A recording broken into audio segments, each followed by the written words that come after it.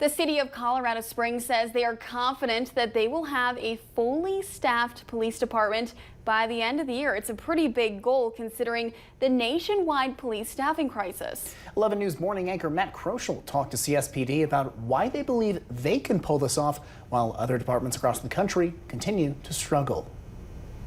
How can you come out and say that when we've had such short staffing for so long? Yeah, well, I think it's fair to say there are, in general, less people that are wanting to be a police officer. Ira Cronin speaks on behalf of the department, who's telling anyone who will listen they've figured out how to staff up. So there is always 1 or 2 academy classes in session. We switched to that, I believe, about 6 months ago.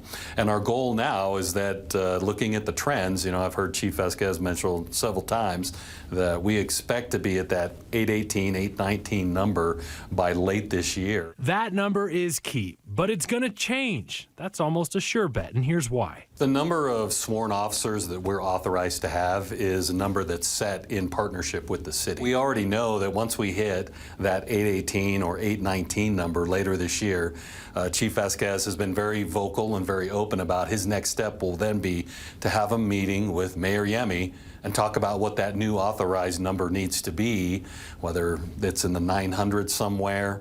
I have no idea where they'll land, but we'll figure out what's needed next and start working towards that goal. The benchmark, 819 currently, though, needs some context. In that number, you all admit that includes sure, students that are cadets currently. It includes folks that might be on long-term medical leave. So not all of the 800 plus people we're talking about is the officer that's going to show up when your car gets broken into downtown. Yeah.